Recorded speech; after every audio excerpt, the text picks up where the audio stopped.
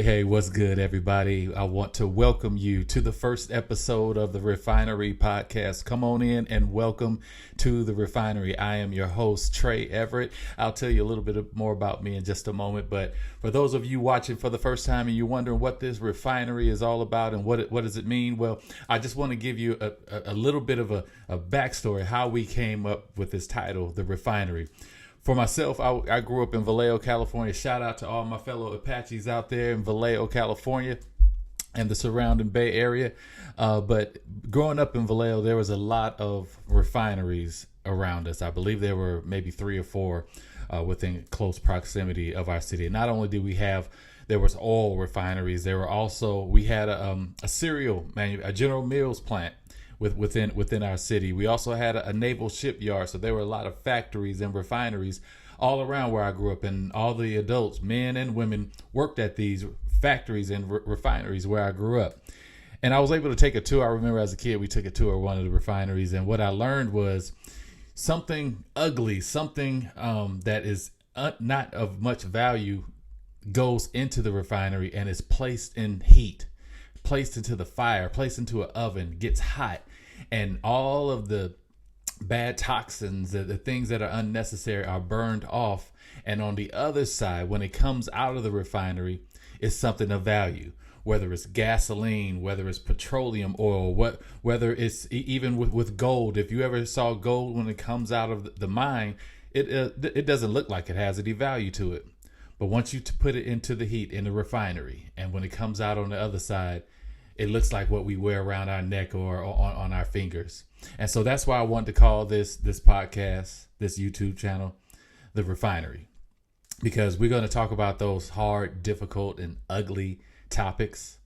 And then we're going to process those. We're going to put it in the refinery, and on the other side, we want to have some value. We want to be able to feel encouraged. We want to have some unity, some common ground on the other side of the refinery. It may get difficult sometimes.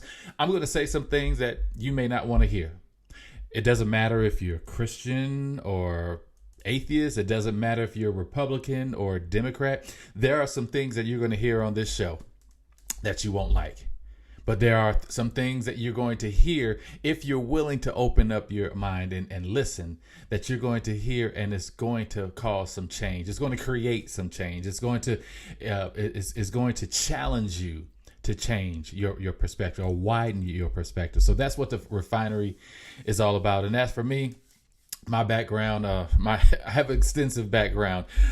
Some people call me a jack of all trades because my day job, I've been working for the past 2 decades in student financial aid. I've been a financial aid administrator at a few different universities, and that's what I do on my day job. So I manage federal funds. So I'm definitely going to be talking about the whole thing with Donald Trump wanting to close the Department of Education.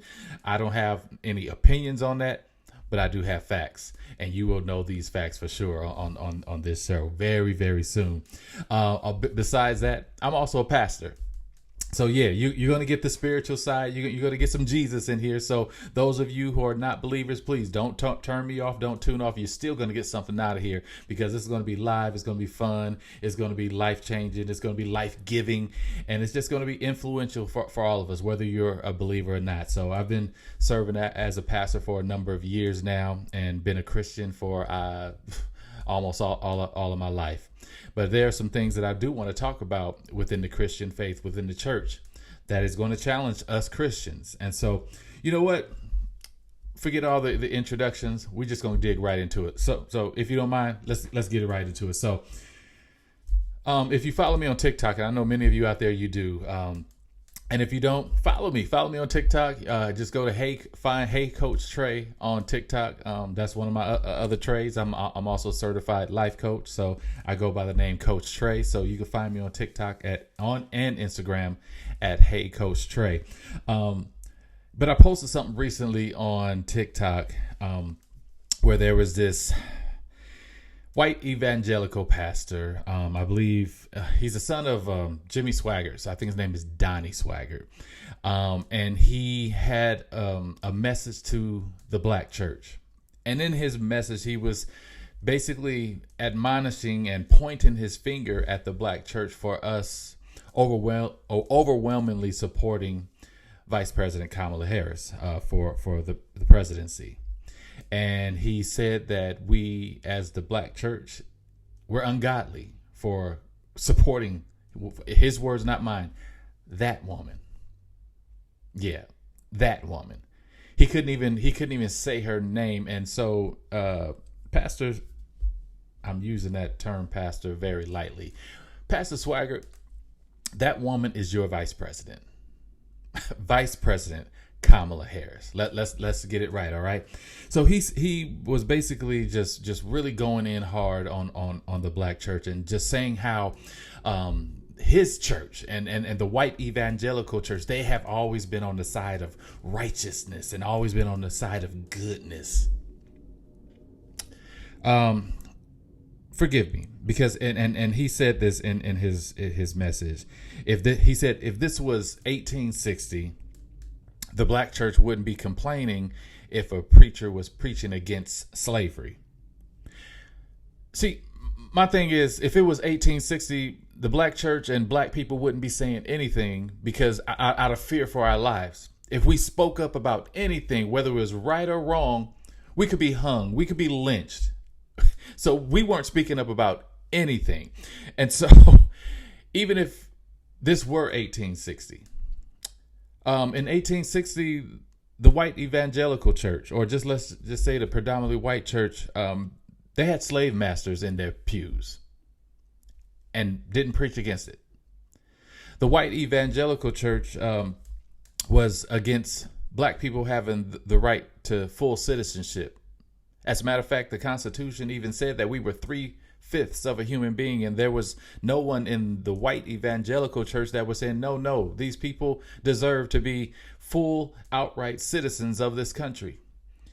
The black church was, while we were praying and hoping for our unity, the white church was trying to separate us and keep us in bondage. See, when the Emancipation Proclamation was signed, it wasn't that Abraham Lincoln just loved black people so much that he wanted to see us free. The fact is that the Union was getting a butt kicked by the Confederacy. And so the only way for the Union to stay a Union was for black people to join the army. And the only way that can happen is if we were free citizens. But there were still people in the white church who didn't want us to have our freedom, wanted us to fight their war, but after the war was over, wanted to see us back in bondage. This is the history of the white evangelical church. And like I said in my TikTok post, this is not an indictment against all white churches, because there are many predominantly white churches that I love to my heart, and I rock with y'all, and y'all know I do. But there is a time of awakening for many white churches, and I think that time has truly come. And one thing in the comments, when I made that post, there was one common response in the comments that I saw time and time again, and it was just 8 simple words. This is why I don't go to church. There are so many people who see what Pastor Swaggart said, who see what goes on in the church, see how we're responding in this election cycle, and people are giving the excuse, this is why I don't go to church. It's not because I stopped believing in God. It's not because I feel God is not answering our prayers. It's not that God is losing his power and his authority in their lives. It's because of people proclaiming to be God's people who are hurting people to the point that they are running away from the church in droves. The church is literally on life support right now because of what they see from us, the people. They see pastors talking about supporting a candidate who supports racism, who supports bigotry, who supports misogyny, who supports just outright division in this country. And when people who want to be a part of the church, who are curious about a relationship with Jesus, see what's inside the church, they don't want no parts of that.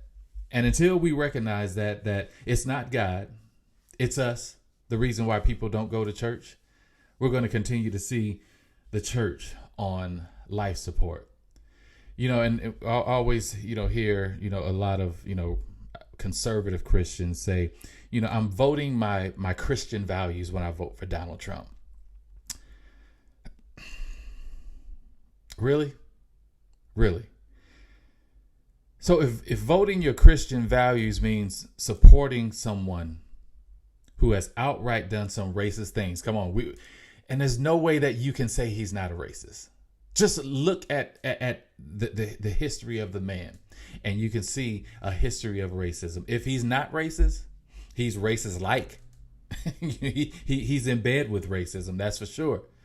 And the fact that you could just see what happened this past weekend at his rally with all the racist rhetoric, the misogyny, the xenophobia, all that was spewed at his rally, and he did not apologize for one bit of it.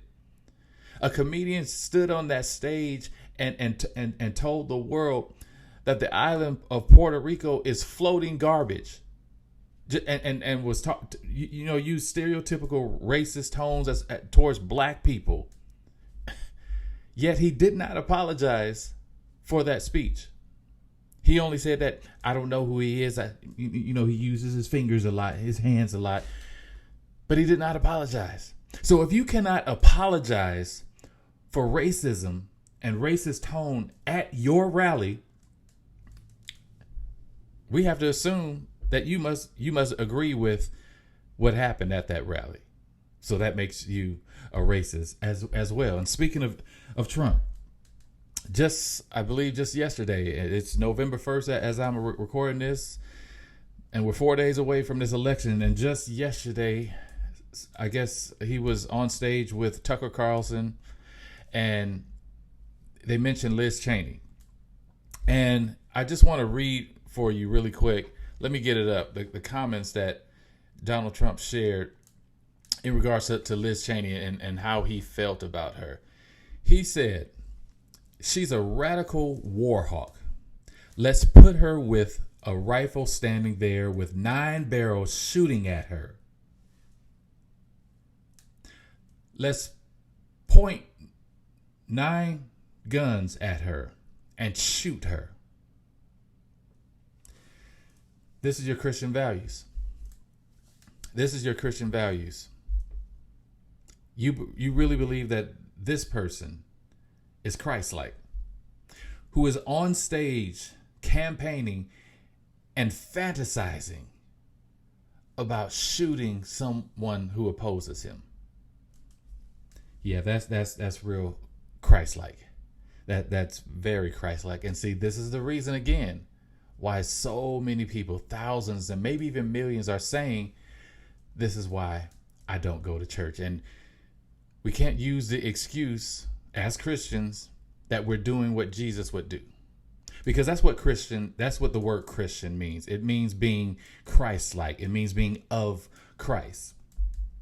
Would Jesus respond the way that we respond to Donald Trump? Well, should I say the way that the conservative Christian evangelical movement responds to Donald Trump?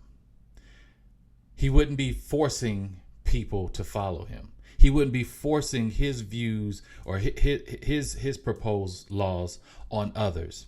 Jesus never forced anyone. He gave us a choice. If you all remember the woman at the well, the Samaritan woman at the well, this is someone who her family, her tribe, her culture was against Jesus because he was a Jew. They were Samaritans. They didn't vibe. They didn't get along. Like Democrat, Republican, we don't vibe together. And so he met this woman at the well and told her all about her life. He said, "Yeah, I know your situation. I know your past. I know your right now, but I also know your future." And after he told her about it, he even got real with her. Said, "Look, I know you've been married multiple times, and I know that the man you're living with right now isn't even your husband. But yet and still, he gave her a choice. He didn't say you have to do this. He didn't say that you have to. You're a sinner and just pointed fingers at her. He said, if you choose this living water, you will never thirst again. If you choose this living water." He gave her a choice. So why should we now be in a place as calling ourselves Christians, forcing people on how they should live their lives, forcing people to have babies, even if it means risking their lives, forcing people to live their lives in a certain way? If Christianity wasn't the most popular religion in America, let's just say that the Islam religion was the most popular religion in America. And there were more Muslims in America than there were Christians. And the Muslim community start imposing their views, their religion, their practices on Christians and forced us to live life like they lived. We would be outraged, right? So why do we do the same with others? Why do we do the same, forcing people to live their lives the way that we lived ours? Now, I love being a Christian. I love Jesus. He is the head of my life, and I'm thankful to be a Christian. But one thing that I will not do as a Christian is force others into this lifestyle. It is only by my living, it is only by me being a light that others will be drawn to that light rather than being drawn to the darkness that's within me.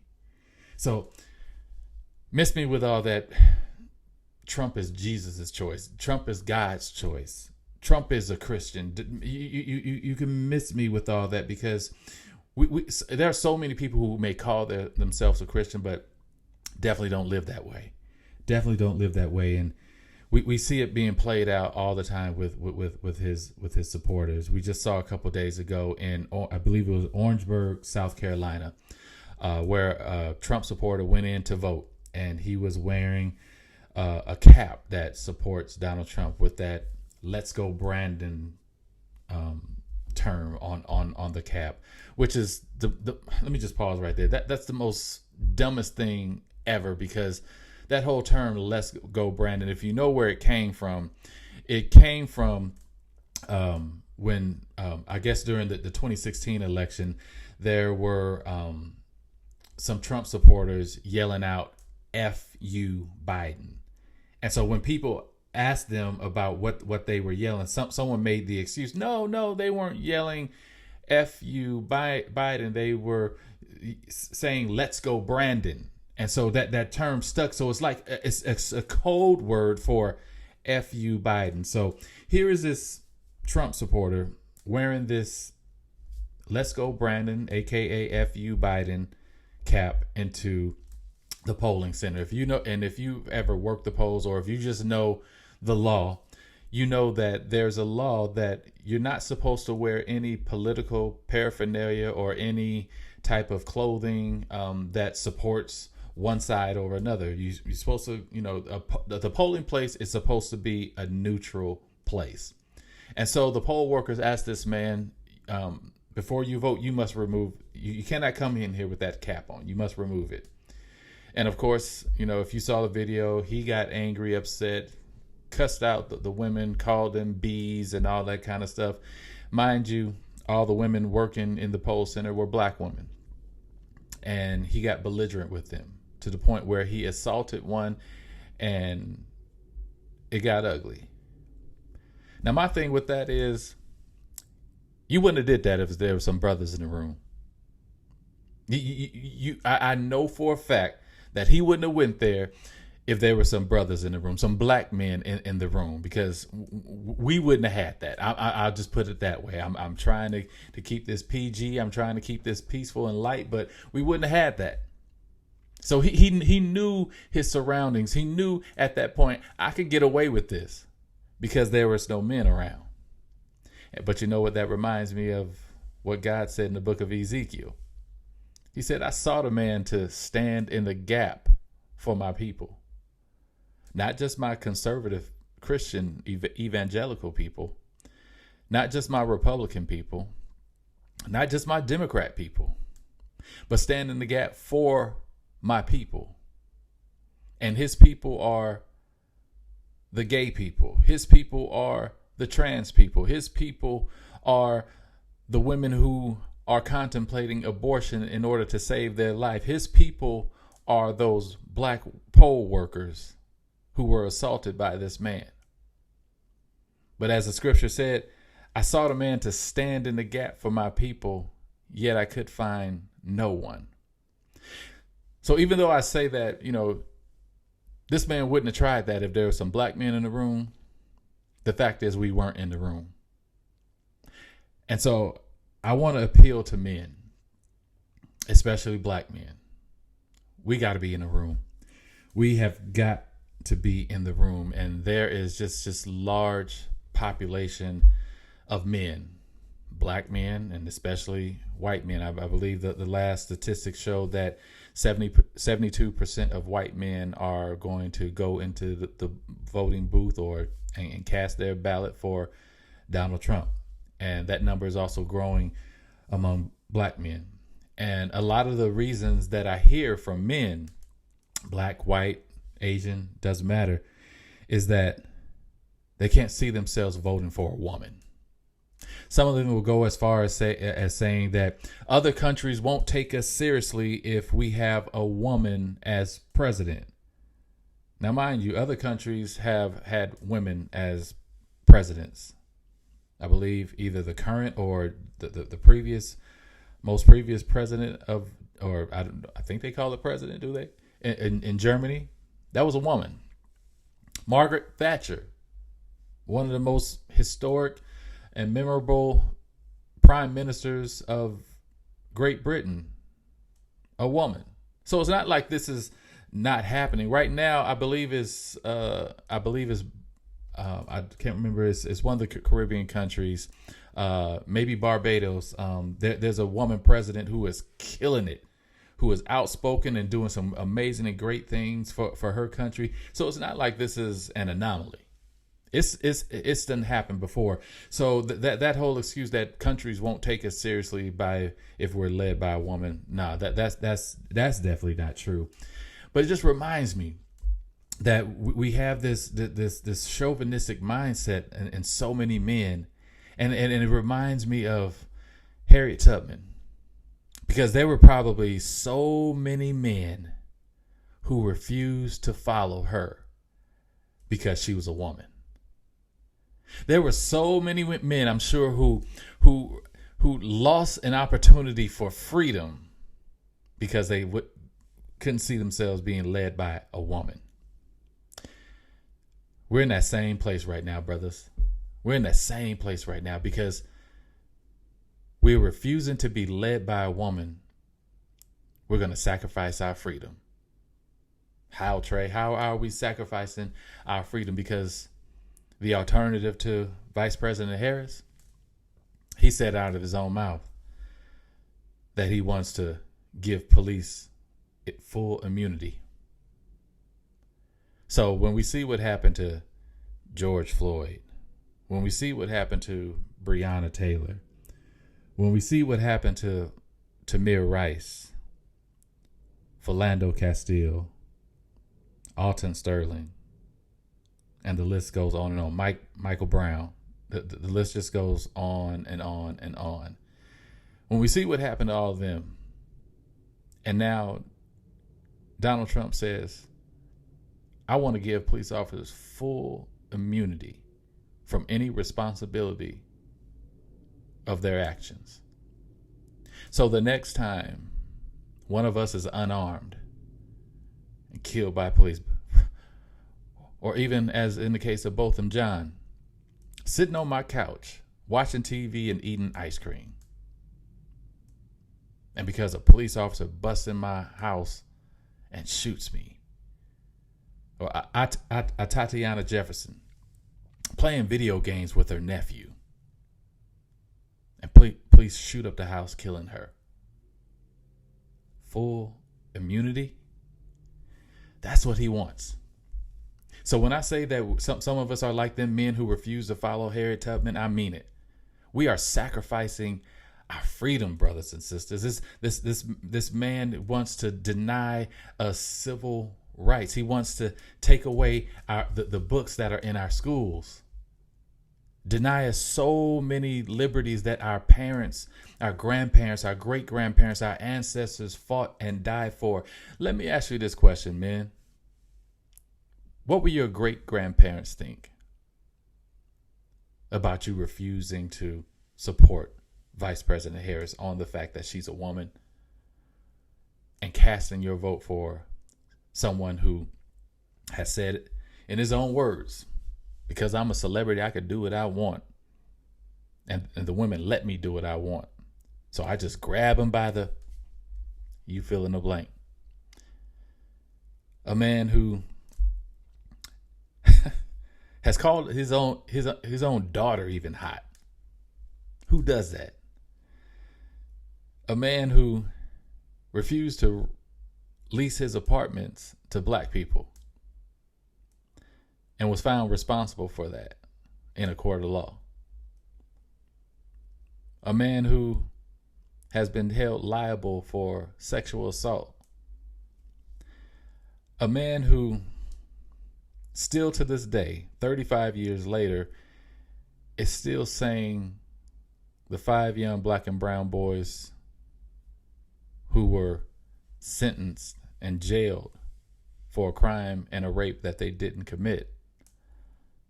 And once they were exonerated, he still says that they're guilty. He still is saying that, well, they must have done something. They admitted to their guilt. No, they did not. They never admitted their guilt. This is who you support. This is what's going to make your ancestors proud. And so I just want to just challenge you, men. Not just men, just those of you who are on that Trump train. Some of you have already cast your vote, and so it's done. There's nothing that I can say to change your mind. And some of you will walk into that booth on Tuesday and still cast that ballot for Donald Trump, and there's nothing that I could do to change your mind. But I just hope that when you do that, that you go in there fully aware of who Donald Trump is, fully aware of who he is. And is this the person that you feel will truly represent this country well? If you're okay with that, God help you. God help you. So, man, I just hope that we stand up, show up, and show out. We got 4 days before this election, and it's been ugly. It's ugly right now, and it's probably going to be ugly for the next few days ahead. The next weeks ahead, probably the next few months ahead as well.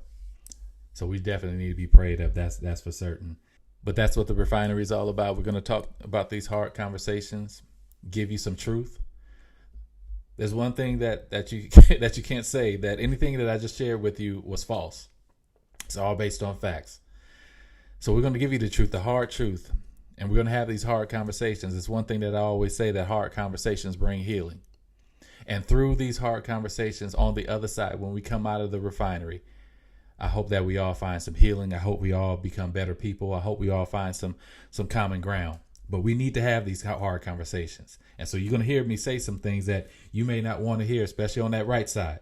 Now, I'll be honest with you. I'm an independent. But for me, decency is on the line. Decency is on the ballot. And so I'm not voting my Christian values. I'm not voting Bible. I'm not voting God. I'm voting decency, because I think that's what Jesus would do.